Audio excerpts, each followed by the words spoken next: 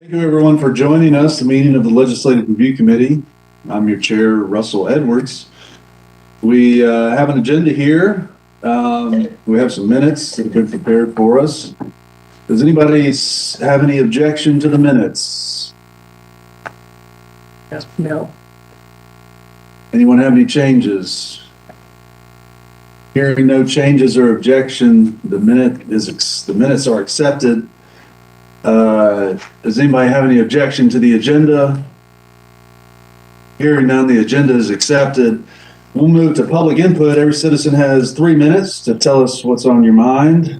We got 2 items on the agenda: the examining marijuana penalty options and the review of the regulation of the use of gas blowers as it pertains to our noise ordinance. So, whoever would like to step up and lead the way, we are ready to hear your input. Sure. Hi, my name is Erin Jimenez. I'm a resident of Athens, and I'm also the marketing policy, which is in the switch right here in Athens. I'm here to speak in favor of the potential marijuana ordinance. In the last LRC meeting, the argument against this ordinance was essentially, if it's not broken, don't fix it. I can assure you that it is broken, and this is our opportunity to fix this. It was stated in the last regular session that commissioners would like to vote on items with substance that have. I feel like this is our chance to make this ordinance mean something. With that in mind, I'm going to launch in my edits of the draft ordinance as it will be presented today. First, to concisely define what we are legislating here, we need to add to section 1, item B, the phrase, quote, which have been proven to be over 0.3% delta-9 tetrahydrocannabinol by dry weight, end quote. At the end of the first sentence, that ends with its seeds or resin. The definition of marijuana by Doraville would encompass legal hemp as well if this phrase is not included in this ordinance. We would like the LRC and ACC staff to consider adding language that addresses probable cause, something stating that violation of this ordinance shall not constitute probable cause of violation of any other law. The reasoning is that probable cause, the use of the smell of marijuana, is still being weaponized against people in marginalized communities. This is a prime example of how the process as it currently stands in ACC is broken. In my job, I regularly go home smelling like hemp because I work in a dispensary. It's not really weird for somebody to go home smelling like your job at the end of the day. Regardless, an officer could detain me with probable cause because it's not marijuana to him. He would be wrong. Hemp and marijuana are the same plant with the same terpenes. However, as a woman of color working in the legal hemp industry, I shouldn't have to worry about interactions with police officers because I smell like my job. But I love my job, but if I said that my safety and future were never a concern because of the gaps in the laws and the lack of understanding of this plant, I'd be lying. Finally, we want to make it clear that possession of 1 ounce or less of marijuana will be a city ordinance violation that will not be reported on your record, and the fine is paid by the court date with no possibility of any period of imprisonment due to the violation of this ordinance. There have been too many people held back from jobs, housing, and higher education to not be very clear with our intentions here. Acknowledging that disproportionate impact on marginalized communities will be welcome under the whereas section, as Clarkson did in their ordinance. To conclude, the process as it stands is broken. This is a way for us to formalize the process and close the gaps that are still being used against Black and brown people in our community. Formalizing the procedure for arresting people with less than 1 ounce of marijuana makes it easier to hold those police officers accountable that do not follow this procedure. Formalizing the position of Athens-Clarke County regarding marijuana sends a message to the state and can hopefully influence the direction it goes in the future. Adding more specific intentional language regarding probable cause and sentence enhancement to this ordinance, in addition to promoting the record expungement already being done by the solicitor's office in Athens, can add even more substance to this ordinance. I hope that this draft ordinance is something that can set a precedent of proactive, substantive legislation focused on listening to the people that it affects most. Thank you for your time. Thank you. 3 seconds on the dot. Well rehearsed. Thank you for your thoughtful remarks. Next. Hello,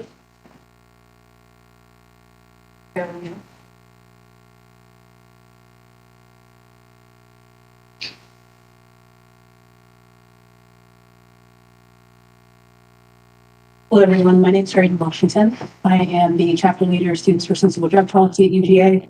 I'm also a law student here at UGA and a constituent of yours. And I'm here today in support of passing a marijuana decriminalization ordinance in Athens-Clarke County. Despite concerns that such an ordinance is unnecessary because misdemeanor marijuana possession is a seemingly non-prosecutable offense, due to the lack of street testing tools and interest by solicitor's office, even one person's life being ruined by an arrest due to the lifetime of an inability to secure housing, benefits, and employment that follows an arrest, even if that arrest isn't prosecuted, is one life too many. Having an ordinance on the book will ensure law enforcement consistency, prevent sentence enhancement, and prevent arrest records leading to offending lives. I'd like to supplement the information in the fact sheet and position that I brought for your review with the fact that the war on drugs disenfranchises communities across racial, ethnic, socioeconomic, gender, and sexuality identity lines with old Jim Crow tactics. In 2020, Black people were 13% of the U.S. population, 29% of national drug arrests. But they also accounted for 29% of national drug arrests, with 35% of those arrests being possession charges. And marijuana arrests totaled more than all violent crimes combined that year, despite comparable usage rates with white people. In Georgia, Black people are 3 times more likely than white people to be arrested for cannabis possession. In 2015, Latinx arrests made up more than 20% of all drug arrests, despite being 17% of the population. In 2018, the same year the Hemp Farming Act was passed that made this possession seemingly non-prosecutable, Georgia made 52,000 marijuana arrests, roughly 40% of the Athens population, and had the 5th highest cannabis possession rate in the nation. In 2021, 19% of LGBTQ plus youth self-reported being suicidal, leading to marijuana usage that they self-reported at 37%, and making them more likely to be incarcerated and assaulted while in prison. The drug war also disparately affects chronically ill communities, such as families with limited affordable treatment options for their chronically ill children, who can be forcibly taken if given marijuana, even in legal states, and veterans seeking a safer alternative to heroin if they're struggling with prescription opiate addiction.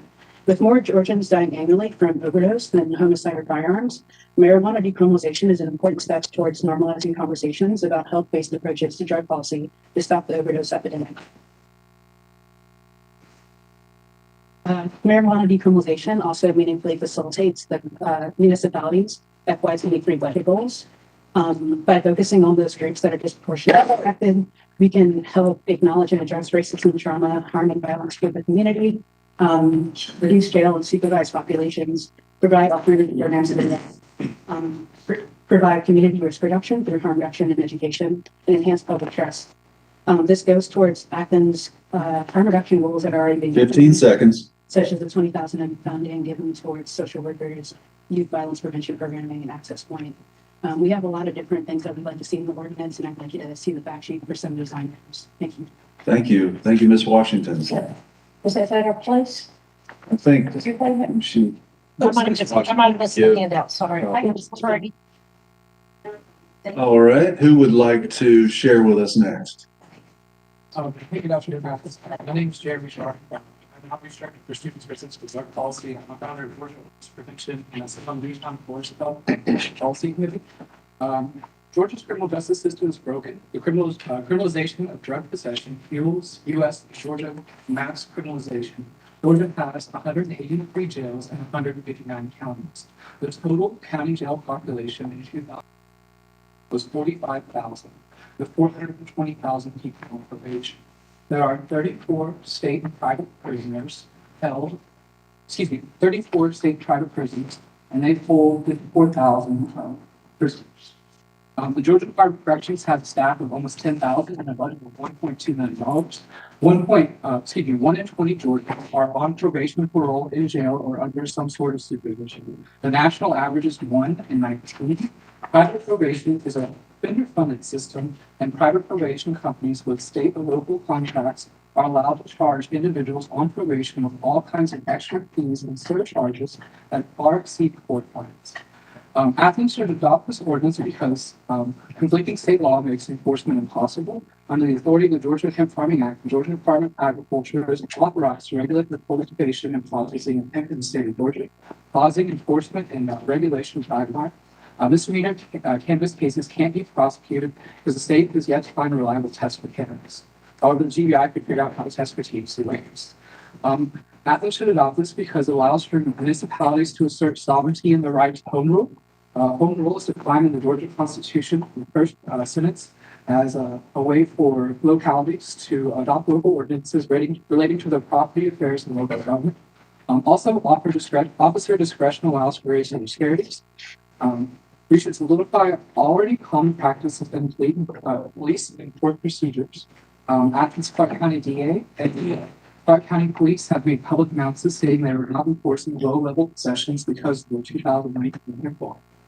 The City Council is the legislative arm of the Athens-Clarke County government, and a directive by the district attorney or police is not subject to proper checks and balances.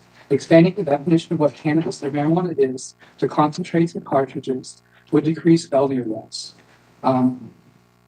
We're in complete concurrence with what the folks at Friday said. We'd like to see this ordinance have as much teeth as possible. We'd like to further this conversation. We're in favor of it as it is, but we'd like to see more done. Thank you. Thank you. More public input? Anybody with some new information they'd like to share? Okay. Hello, everyone. My name is Athens-Clarke, and I've been local to Athens for over 20 years now. Last time we had an LRC meeting, I got up and told everybody about how important the endocannabinoid system is in our bodies. And I want to further that because what it does overall is actually bring us more balance in our lives. It actually, the endocannabinoid system is acted upon by cannabis. When we ingest cannabis, it helps us to be more balanced. It can help us in many, many ways. The facts that were provided by Aaron and Jeremy and Raven are all really very important. We should all take that into consideration. But one of the main things that we should all understand is mental health. Mental health is one of these things that is just starting to really be understood.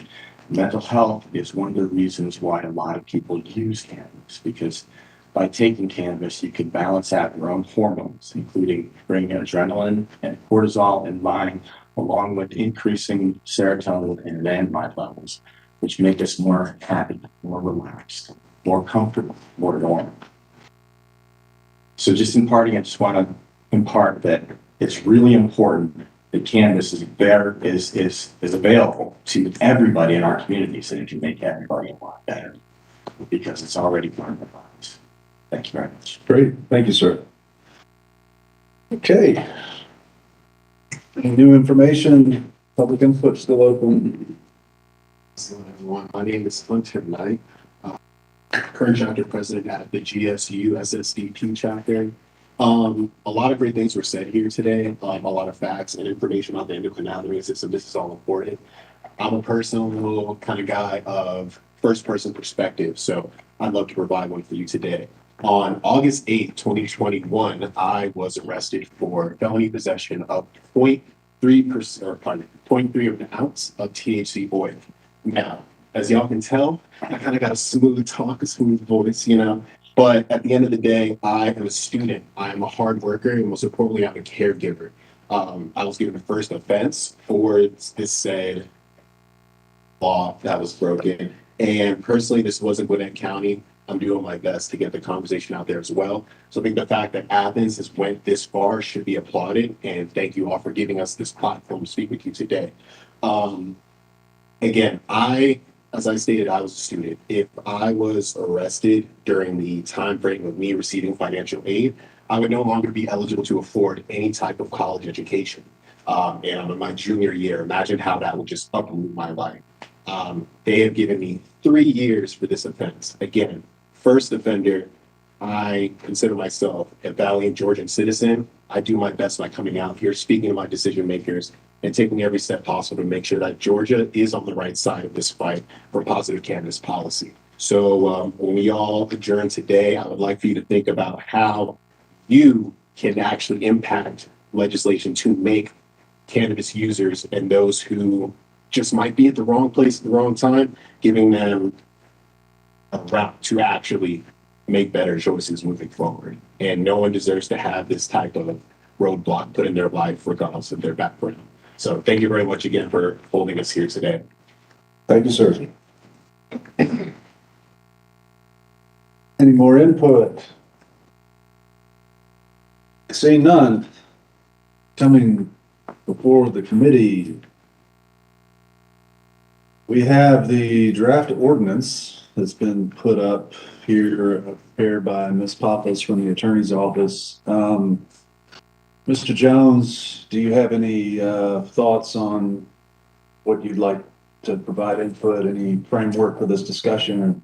Yes, sir. Just quickly, a few quick remarks about the last meeting.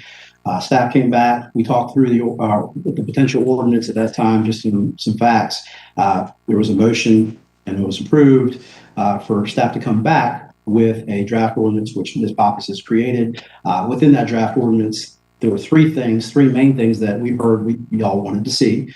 Section 3 of the Tybee ordinance, the definition of marijuana used by the city of Doraville, and then specifically a penalty of $1.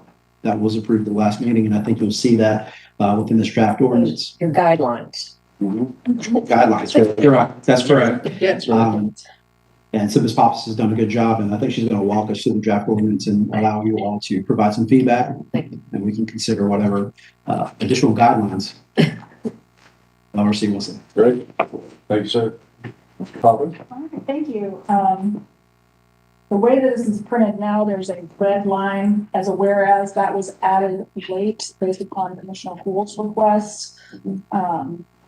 I just kept that as read because I know there was two different versions out there, so I wanted you all to know that that was part of the track changes. Great.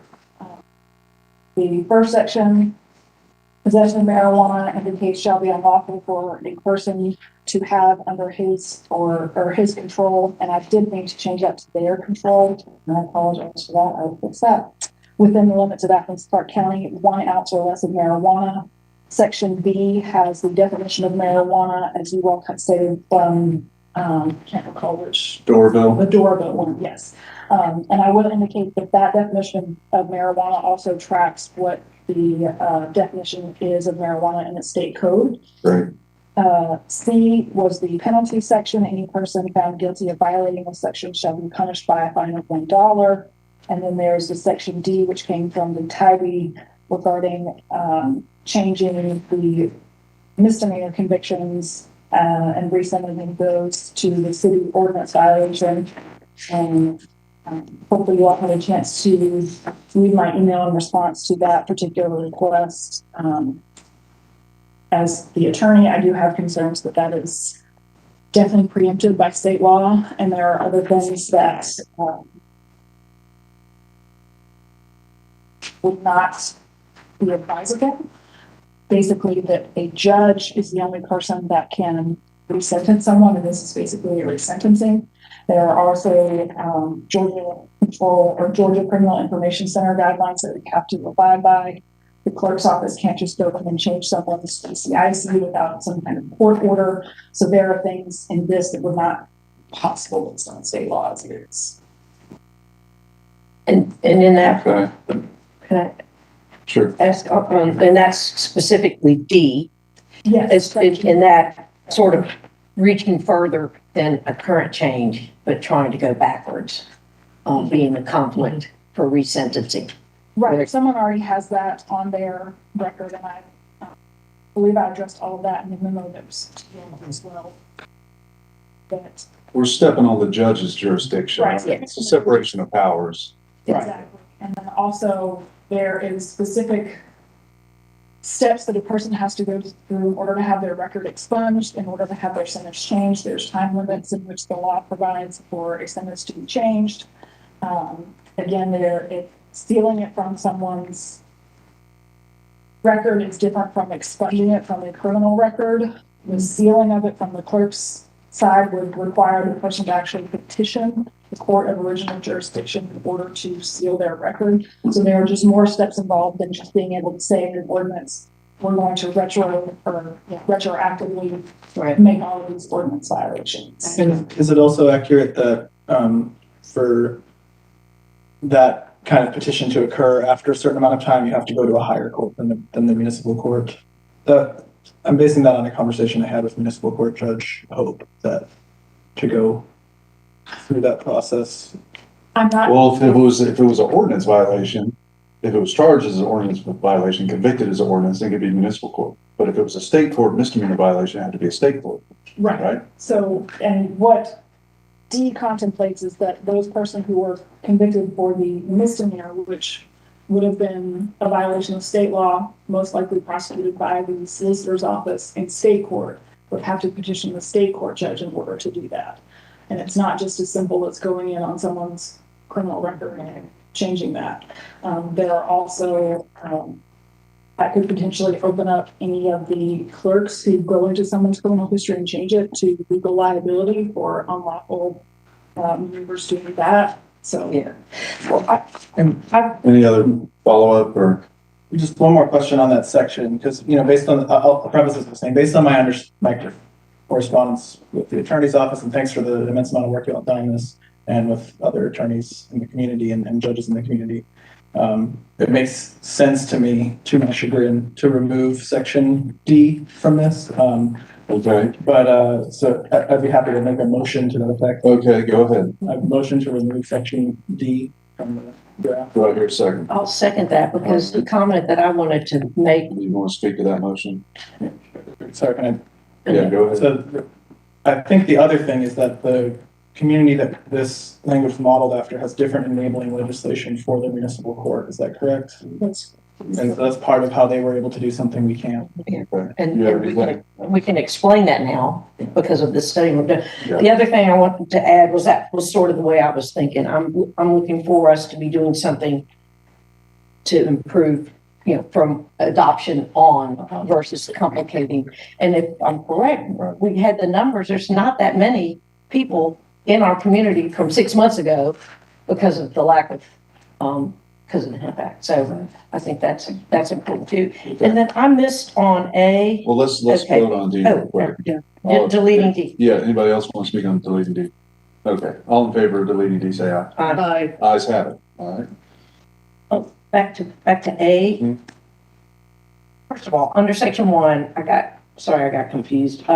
It says hereby something's being deleted in its entirety, but that we're not showing what that is. It's reserved, so it's entitled reserved, and it's specifically just reserved. There's nothing under that. That's what I'm sorry. We have these numbers reserved Yeah, right. and now we're using So it. we can use it. Thank Yeah. you very much. And then, so now that we're giving a name to that number, it shall be unlawful for any person to possess or have under their control 1 ounce. I thought we were trying to make it, 1 ounce or less. This governs at 1 ounce or less, because over an ounce, that's the felony that we Okay. can't change. right, it seems like it should say it's lawful versus, I don't know, it's just reading No. off. It's reading correctly I there. think Yeah. the counterintuitive irony of the language is that you Yeah. have to also make it illegal and then do something totally different. Yeah. So it's unlawful and we're speaking, and that basically gets us to the amount. Yes. the Okay, $1 thank you. Separating it from the Right. penalty amount. Yeah. Okay. Yeah, and then so also the part that's in red, are there, I might have missed, was there some legal feedback on adding that I might need This to be was aware of? similar to, not sure whose other ordinance it was, but it had somewhat similar language. I did change it a little bit with that. I changed that just based on the direction of Commissioner Poole wanting to add some information about that. But that doesn't bring up any conflicts that we should be aware I of, don't. like D. Just think. It's Okay. All right. just a legislative intent. Okay. Can I ask Um, a question about that section? real quick? okay. If we're going Okay. by section, is that Yeah. right? Yeah, sure, we can just, yeah. Sorry, do you want to go through all your stuff first and then I ask questions, or do you want to take it section? We can we'll go back to Commissioner Wright. Go ahead. Yeah, I've got one more thing. Yeah, we'll Go ahead. On that part. So that email that I had sent was talking about, we've had a lot of discussion here about the kind of current relaxed prosecutorial posture around this and a desire to ensure that that continues, that even though we're creating this civil penalty, we're also wanting to continue to instruct law enforcement officers to not give people the civil penalty either. Do you feel like this captures that well enough? I guess this might be a question more for Assistant Manager Jones. Does the current language capture that well enough to be put forth as a directive, or do we need to add another clause that's more explicit about that in order to enable you all to do that? I think what the police department's doing today is just a practice opposed to something being written into a code or codified. So I don't think I would recommend us codifying that the police department not take action on this. That being said, I would have to defer to Deputy Chief Harrison, Daniel. I can certainly give him a call after this, see his standpoint. Well, Captain Epps is actually on his way. I just got a text. Thank you. But I would not recommend that because, if I were a police officer in that position, I would be overlooking something that was codified. That makes sense, because our current practice today is what it is.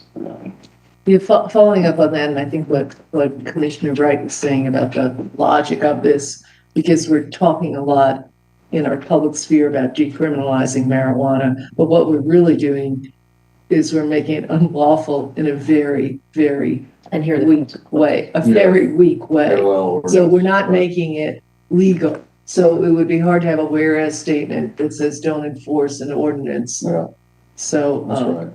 but if we're on those whereases, I did hear some of our commenters talk about the whereas, having a whereas statement that acknowledges the disproportionate use of drug laws against,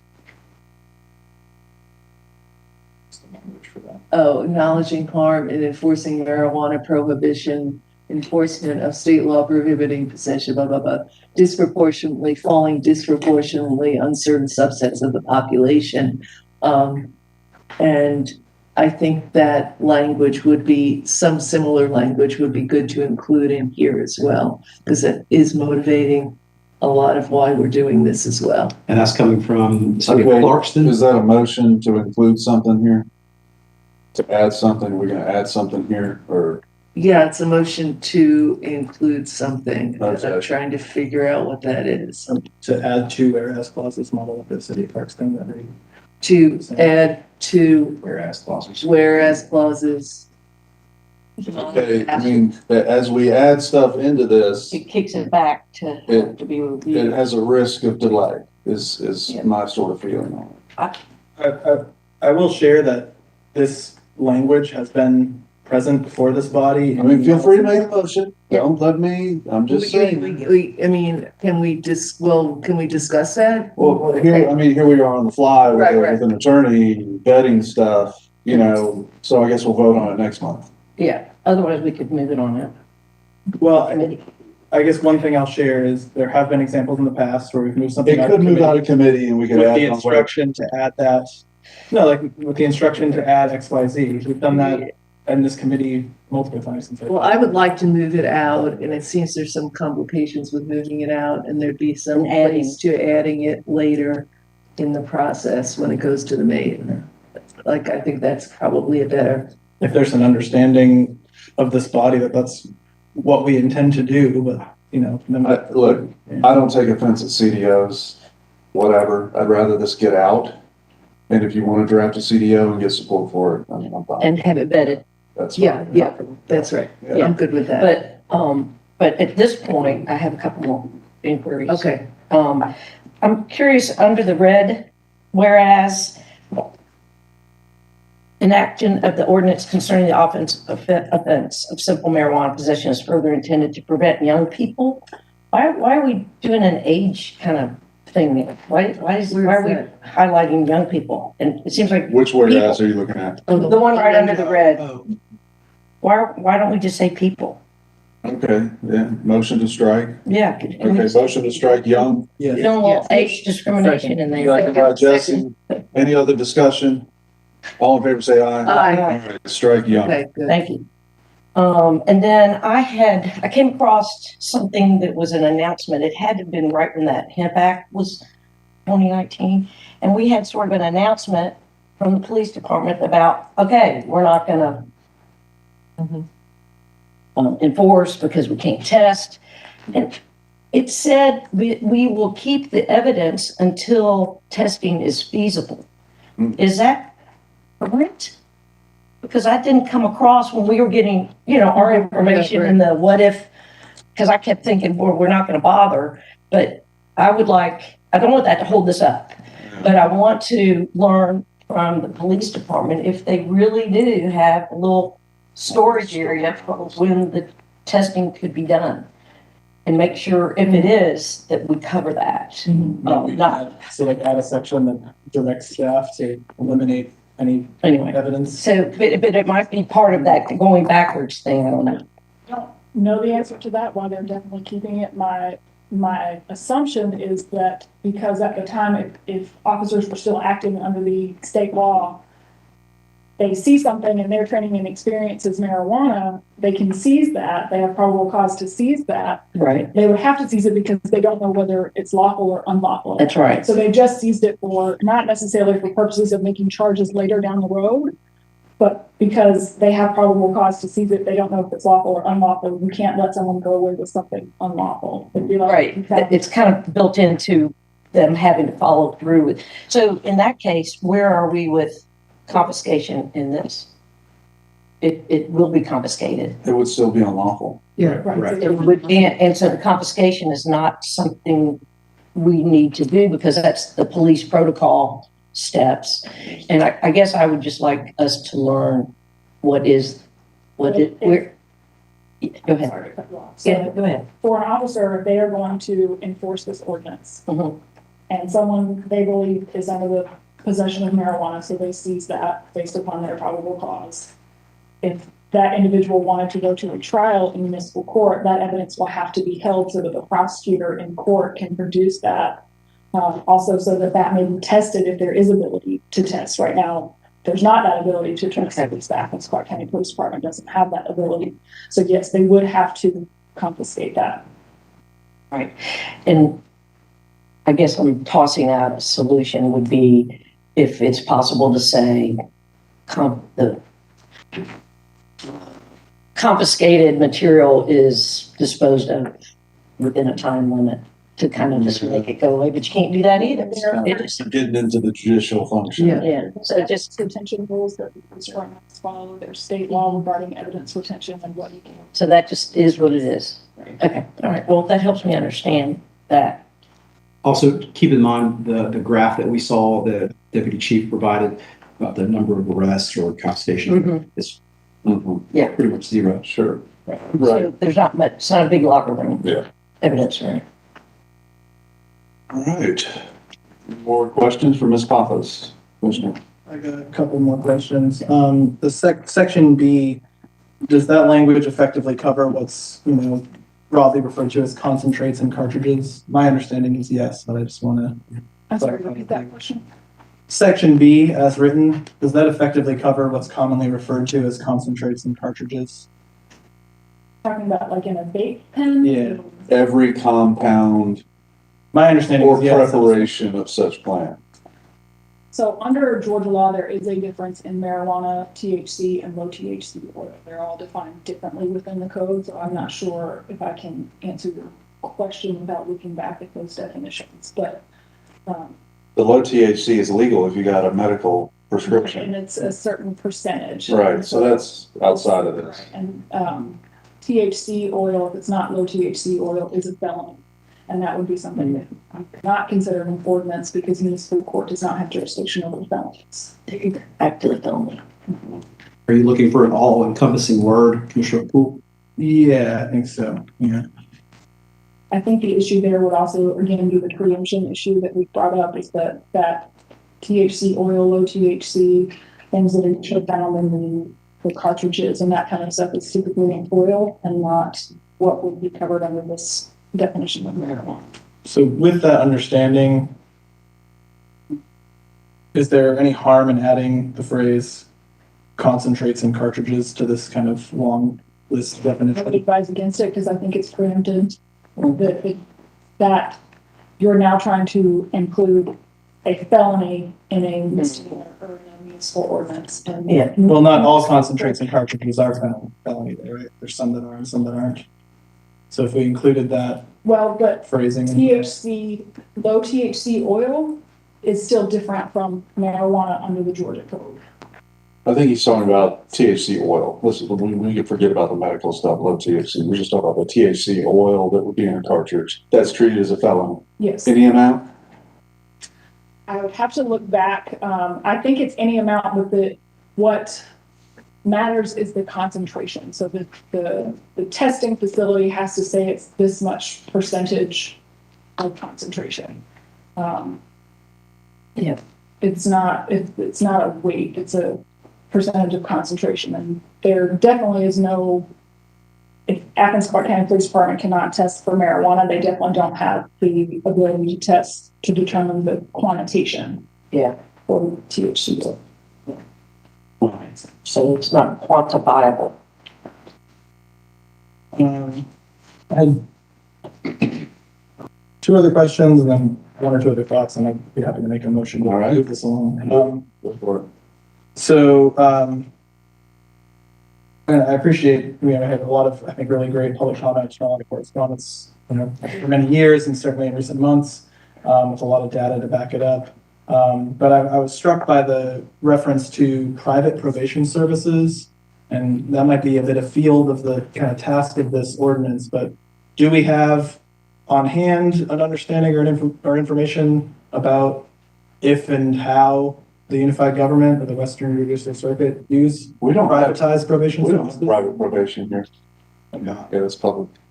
Okay, I didn't think we did, but Yeah. that was striking to me. So Yeah. we don't? No, we do not. And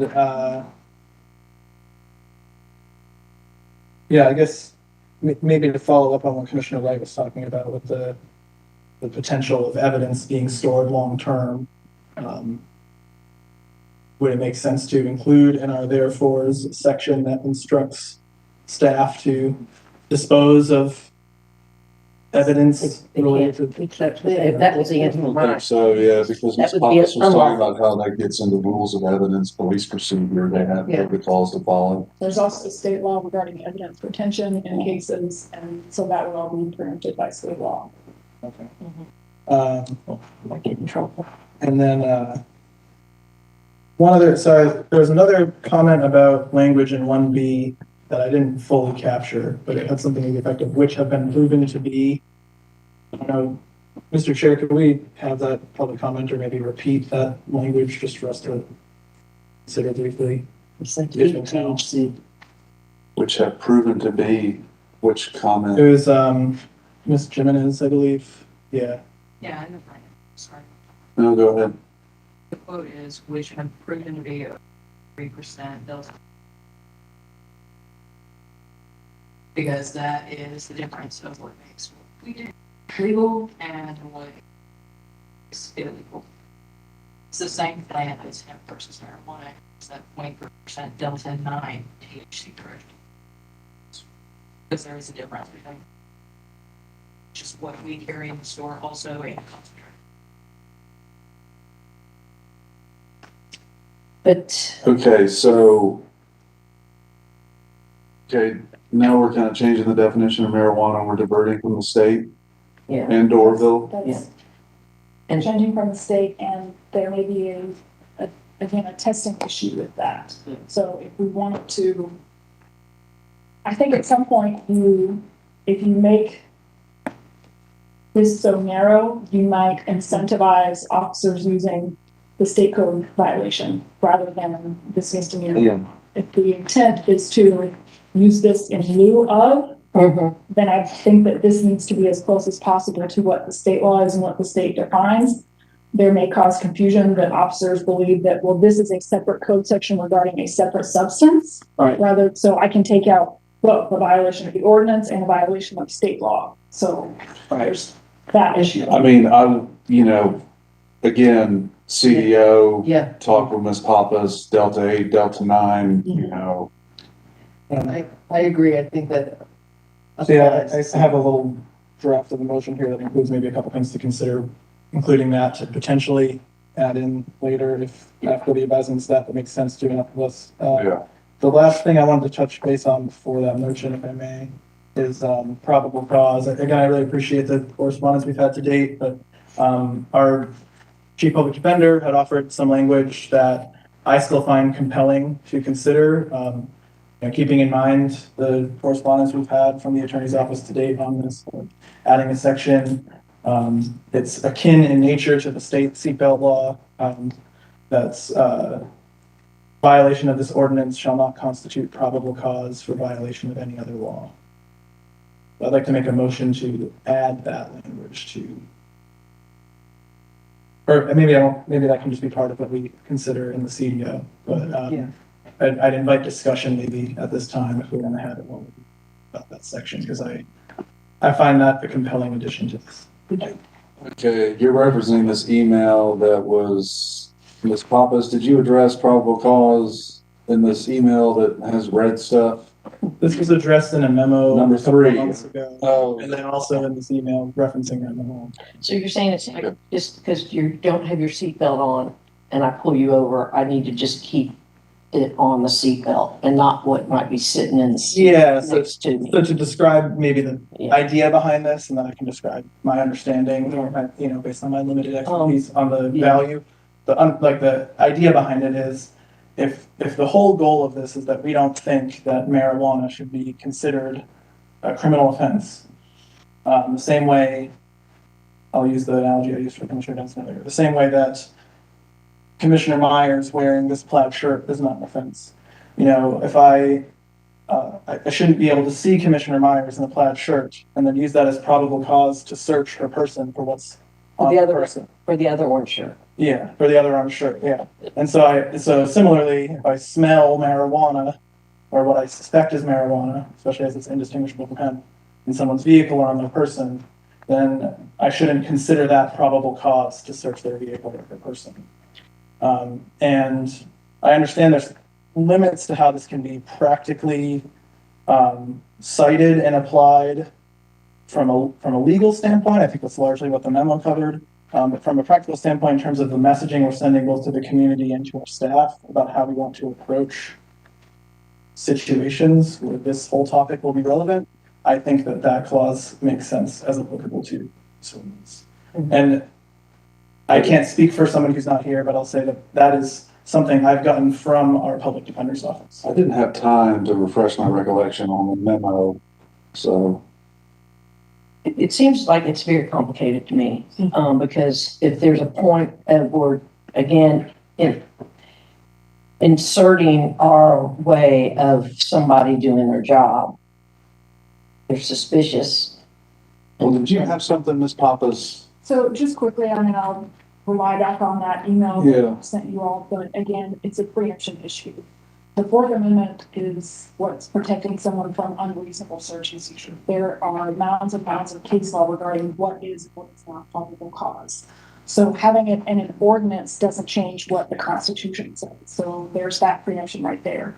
I think that there also might be unintended consequences of an officer now, instead of citing under the ordinance violation, is going forward with state law, because state law still says the smell of marijuana on someone's, in someone's vehicle. The law is changing, so there are some, nuances. It's all fact intensive, but that is probable cause to then arrest the person. You can search someone incident to arrest. There are different laws for who can search a vehicle, so it may incentivize an officer to arrest for the state violation, so that they can then search someone's person, and then on their person they find a felony amount of a Schedule 1 or whatever it is. They find evidence of another crime. That evidence of the other crime can be used against them. So I would again just caution and advise not adding something like that in there. I think it's definitely preempted by state law and could potentially cause a challenge to the ordinance. Yeah. So again, maybe more research, CDO, Right. something else there Yeah, would be appropriate. so without including this in the language of my motion, I guess I'm walking away from this meeting thinking there's maybe 3 things to follow up on that may or may not be included in the commission defined option. Yeah. And that would be the Clarkston clauses, the whereas clauses, the probable cause clause, and potential minor revision to the definition. So I guess, with that in mind, I'd make a motion to recommend this draft ordinance to the mayor and commission for adoption, with the understanding that a commission defined option is likely to be brought forth with minor additions that will be reviewed by staff. I'm going to support what's here. I'm not going to support what might come forward. So I think that we should be clear. That's okay. I Yeah. mean, but who knows what might come forward? Yeah, well, I know. Right now, it's just this. That's it. But this as is with You the like it. changes Yeah. is supportive, and Yeah. to me, it can continue to be supported. And I would hate for it to have things that slow its effectiveness down. Do you feel comfortable with that motion, and understanding that might? Well, hold on. There's a motion on the floor to recommend this ordinance before us right here, striking young and striking D. I'll with the second it. understanding that a CDO might come. I mean, if you want to, whatever. Yeah, I mean, that goes without saying in my book. There always might be a CDO, but that's fine. Well, Yeah. I mean, it's helpful to capture that here, that, you know, that reflects for the people who aren't gonna watch this hour of discussion, Okay, that we've discussed the possibility of this. that's fine. That doesn't mean that we all endorse what's gonna be in something that doesn't exist yet, just that we've discussed the possibility that it might be. That's fine. So, yeah, sure. Is there a second? I second. All right. Any more words before votes? Clarifying question. Yes. In, part A of the possession of marijuana, did you guys want to change where I have his to their? Yes. Yes, Yes, yes. definitely. Thank you. Okay. Any words, Commissioner Myers, before the No, vote I is think we taken got and it. this is put on through the grinder? Okay. All in favor of recommending this ordinance with the expectation that a CDO might come forthwith? With full knowledge that any CDO CDO may come. from anybody, It might come. they may not make it through the gauntlet. That's right. All in favor, say aye. Aye. Unanimous, that's all. Thank you, everybody. Real quick, Commissioner Gould, this probably goes without saying, but I would ask that you reach out to the attorney's office if you're crafting a CDO. So if it comes before mayor and commission, Attorney Drake will be aware. Yes, well vetted. Absolutely. Yes. I plan to reach out with some of the people who have advocated for these things ASAP, and then put something before the attorney's office. But the committee's Great. version Great. that is going forth to the whole. Is going Is what we- forward. That's it. All right, so we got, next, our final item, noise and the blowers. Of course, we, voted in our budget to, heighten the amount to hasten the transition for employees, moving away from these machines that we've talked about the harms inherent. We want to really do something for our employees to make their work experience more safe and fulfilling. So I was happy to see that get passed in the budget. That's great. So look forward to seeing what Mr. Hassemer has in store for us as the new interim director of central service. Congratulations, by the way. And Mr. Jones, you have certainly bring more for us. So when we started this process, staff came before the LRC with a 2 and 3 year plan, and we kind of talked through that. Subsequently, Commissioner Edwards, you asked us to reach out to Mr. Mabe with the American Green Zone Alliance and kind of talk to Mr. Mabe about some of the recommendations that he might have, or some of the things that he's going through that he might recommend our staff do. We had a Zoom call with Mr. Mabe. You believe we were on the call. As I understand it, went really well. Staff saw some benefits, saw some things that we were already doing. We came back and talked about the last LRC. The direction we got was, let's just wait for Mr. Mabe to submit us a proposal. So we've gotten the proposal since then. That's been sent out to everyone. I think we could just kind of have a discussion about proposals. Staff does have a recommendation. I could give that recommendation up front, or I could wait for the discussion to happen first. It's up to y'all. That recommendation is captured in this document. Recommendation? Yeah, give, I mean, however you want to do it. Yeah. It's up to you. If you want to spoil the surprise, go for it. So staff has thought through this, and I asked, for pros and cons, and, I won't belabor everybody's pros and cons, but I'll kind of just touch the high points if that's okay, from staff. And so this is multiple departments. So, first and foremost, we're excited about this. We do believe that this is part of our clean energy initiative, and we're already doing some of it, right? So as you all know, the solid waste department had a pilot program. They were moving towards it. So staff thought that keeping this in house, opposed to going out to a consultant to tell us exactly what we need to do, would be beneficial. They did not see benefit in the certificate part of the AGZA. Since we were already working on initiatives transitioning to clean energy, we actually have an energy position in sustainability that we do some of this work. Okay, cool.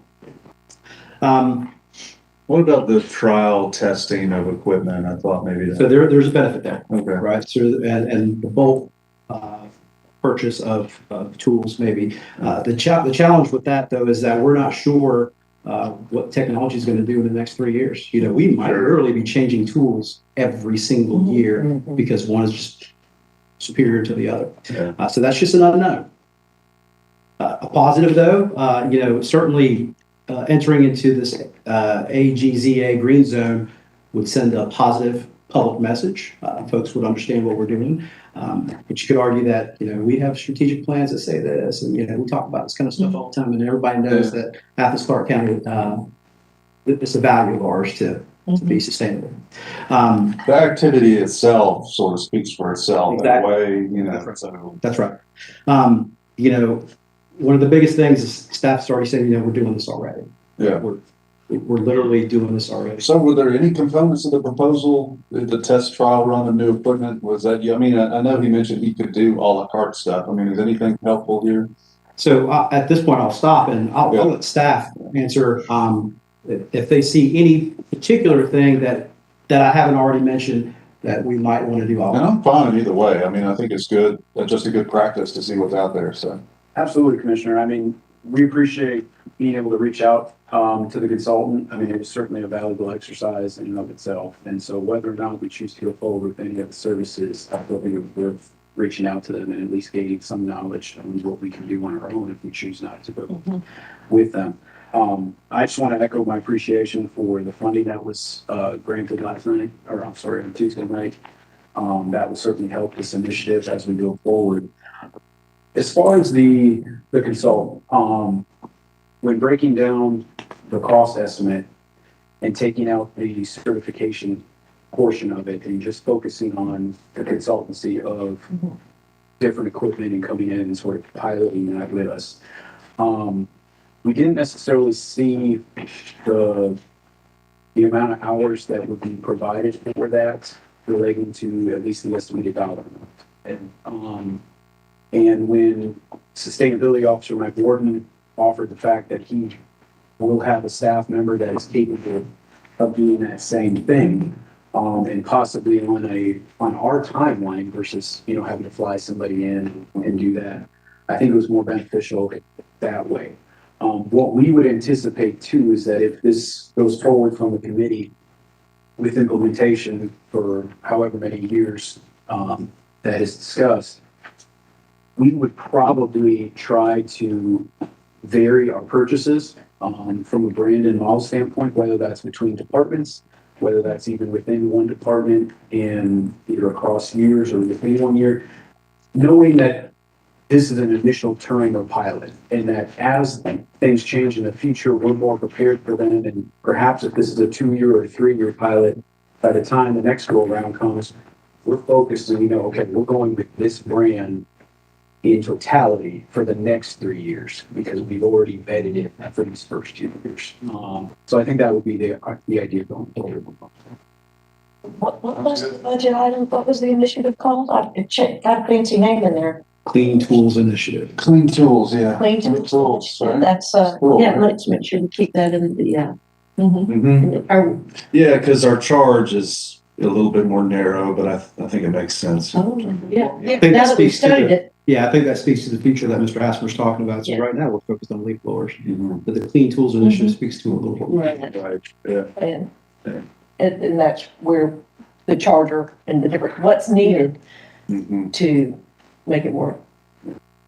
I approve. I like this, looking at it. I appreciate it, but I appreciate the comments, and how the sustainability office, might be able to borrow from this kind of outline here in terms of outreach to, employees, because I guess I realize more and more there's a lot of things that, we as policymakers, leaders know about that other people don't necessarily know about. So the education of our staff, the education of commercial users, the education of the residents, I think that's a great outline to use for curriculum development and outreach development. So I want to go along with what the staff is recommending on that and have this in our toolbox to borrow from. Yeah, I'm real happy with the education components of the work of this committee, the presentation put together by Mr. Hassemer of some of particularly the health impacts. I think that's really sort of something that there's awareness that's growing, but our discussion here at this table has helped grow that awareness and broaden it. I mean, broaden yeah. it, talk about employee safety. So. And I think there was one thing in here talked about like high visibility areas, and made me think that, that might be, there's another tool that we could have these we have them, but to be making yard signs or something to be put up in there that this is all taken care of by clean tools. Yeah, that's a good point. What kind of motion are we looking for today? Well, what is the next step? Well, We're needed to do here. Sure. I feel like, we've made a great first step in sort of getting the government's house in order, recognizing that these tools are harmful to the users and create nuisance, harmful levels of noise. This charge does deal with our noise ordinance and with these blowers. As time has gone by, I feel a little, I know I've sort of provided some impetus to the mayor to make this referral, but I feel it's a little narrow. We're calling out specifically one type of machine, with this noise ordinance, and the fact is, as we've learned on this committee, there's 2-stroke gas trimmers, there's 2-stroke chainsaws, there's table saws, there's plenty of machines that are being operated in our neighborhoods Toolkit.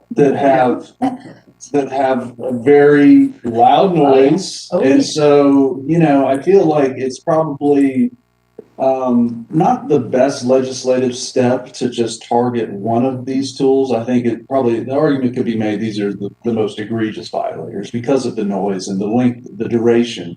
But I am interested in reaching out to the mayor and perhaps modifying this directive so it's not so narrowly tailored. So perhaps we could look at just the operation of industrial level noises in residential areas by looking more at perhaps a decibel level instead of just this particular one machine. Right. Well, on that note, I thought that there was some discrepancies in our beginning studies of the noise ordinance. What was that?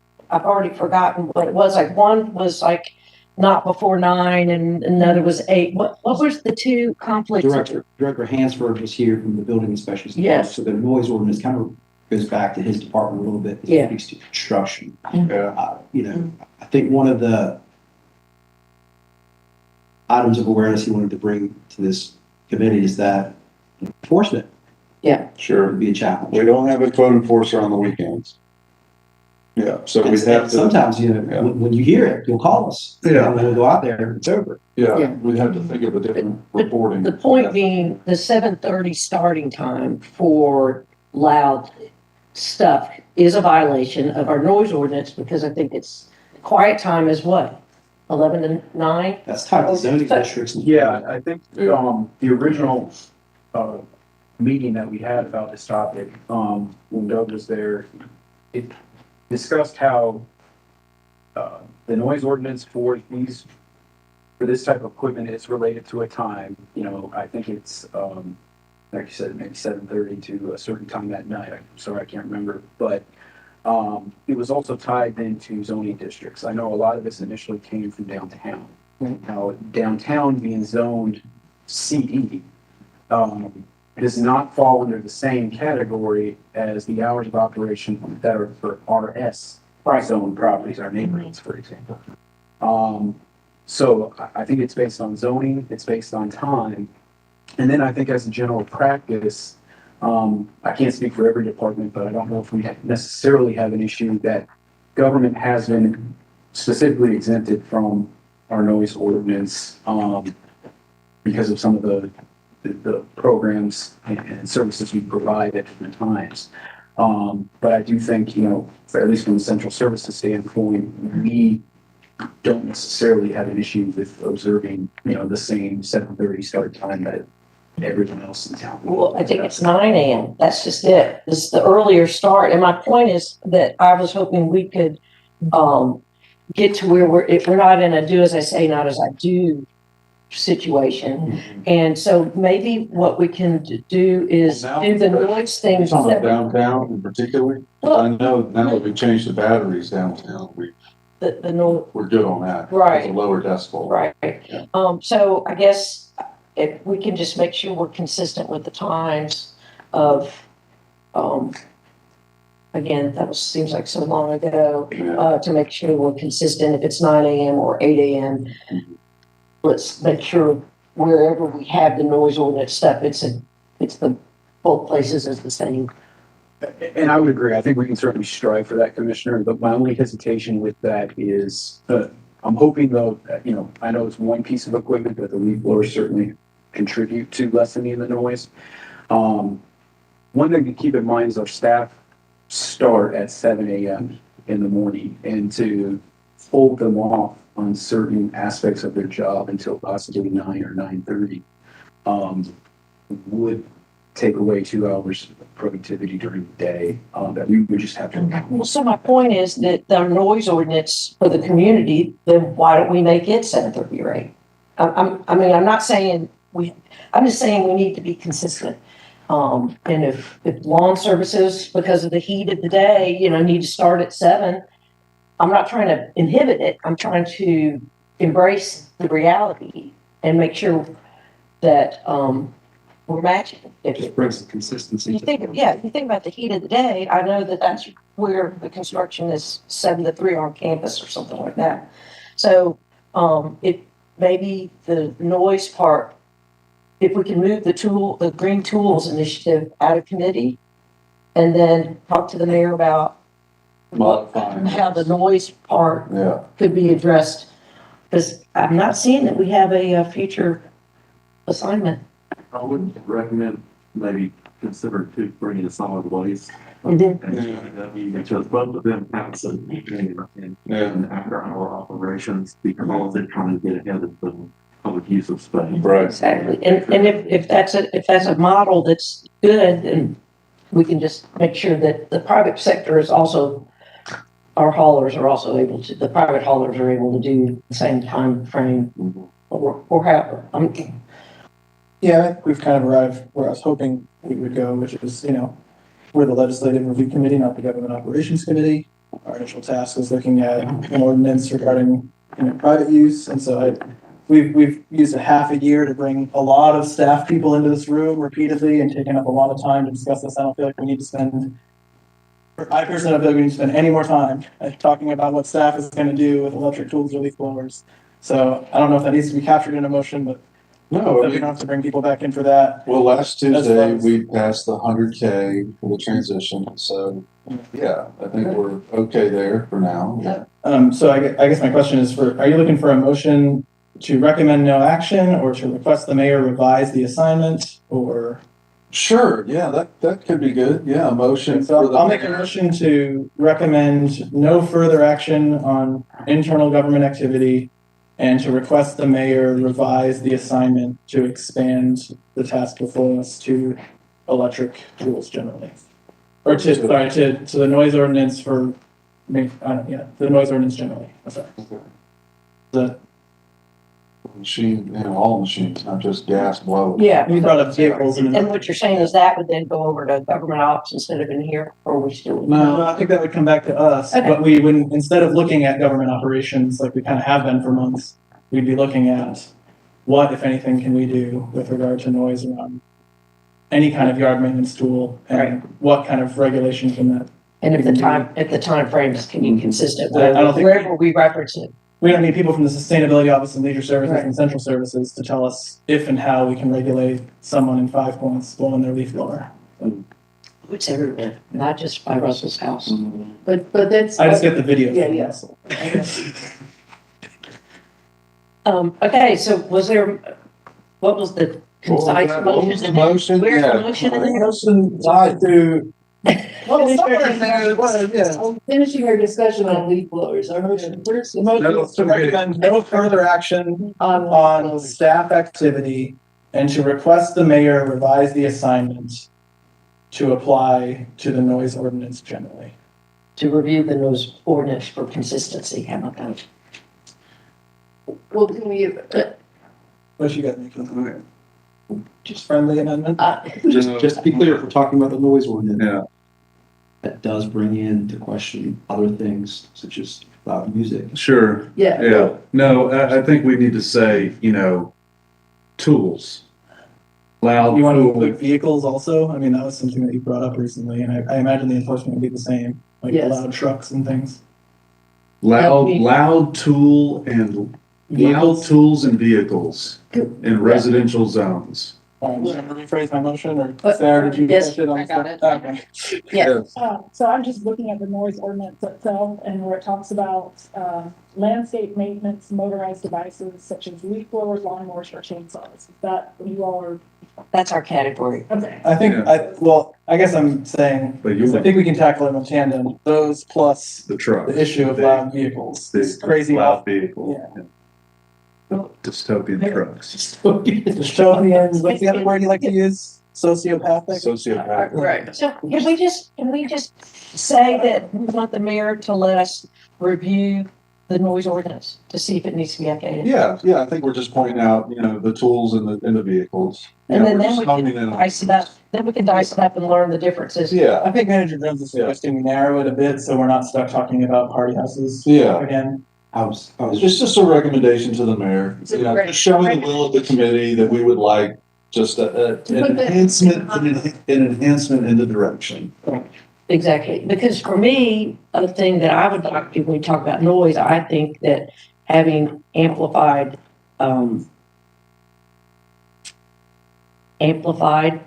noise on the right of way Yeah. could be curtailed. And I've been told you can't tell people what they can and can't say, but do they have to have a megaphone? And so Right, that's we've it. had asked that, the megaphone is allowed when you have a special event permit. But you're standing there headphoning people with a megaphone on our right of way Right. Yeah. is something That is that something I we're gonna have to do. would love to be able to talk about in the noise ordinance realm. Does that mean they can? Farming? I guess ultimately this is just the language of a request with the mayor, and he's a smart and capable person. Maybe we can just say with I'll further reduce my request to request that the mayor revise our assignment. Yes, Period. there you go. Revise our assignment, revise our assignment to investigate the noise ordinance pertaining to Motorized equipment and vehicles and machines, Noise, machines, vehicles, and amplified other amplified noise on the. noises. Yep, that'd be great. Second, do we have a second already? Okay, I'll communicate that to the mayor and we'll see how that goes. Yeah, okay, second, okay, We did a second and Okay, third. yeah. all in favor? Oh, yeah. Going to that point? Oh, yeah. All in favor, say aye. Aye. Oh, yeah, great, thank you. Aye. Can I introduce Aaron Hall? Yes. That's the energy position that we were talking about, so he is in the office now.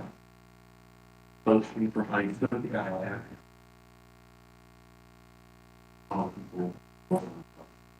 Sorry for planning, but I'm glad for sustainability.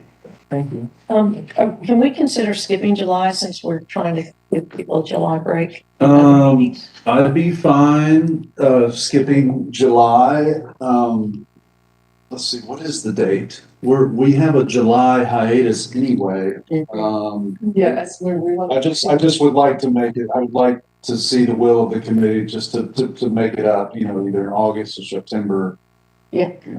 Schedule another one. Yeah, I feel like there's a lot of stuff that the list that we initially circulated for things we could consider was.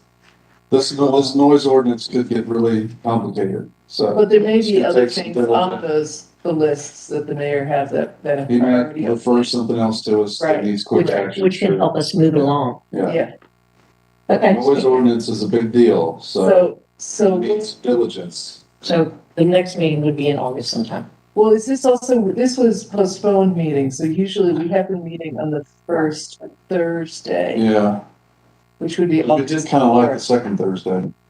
It's been moved to the second. So we can do the first And it's been moved to the second Thursday when that's still falling at the same place in the cycle. If that makes sense. Well, I think it moved this time because it's the second Thursday then. Okay. Mine says court. Okay. First Thursday in August is after the voting meeting and it's on the fourth. My grandson's. That's fine with me. We can do that. August 4th. For next meeting. You're saying that you can't be. No, he takes a nap after 1 to 2:30. I think we're good. Do you want to, August 4th. Mr. Chair, do you want to, try to schedule that makeup meeting now or take? No. that? Talk about that later. I'll make the motion we adjourn. Second. All right. Unanimous consent. Thank you, everybody. Is that good with everybody? Yes, Are you good? we actually have one introduction, sorry. Yeah. Oh, this is right. Aaron. Oh, hey, Eric. Yes, sir. All right. What's the title? Thank you, everybody. Oh, Ella, management, Ella. Thanks. Bella. Thank you all. That's good. All right. Go. Elections.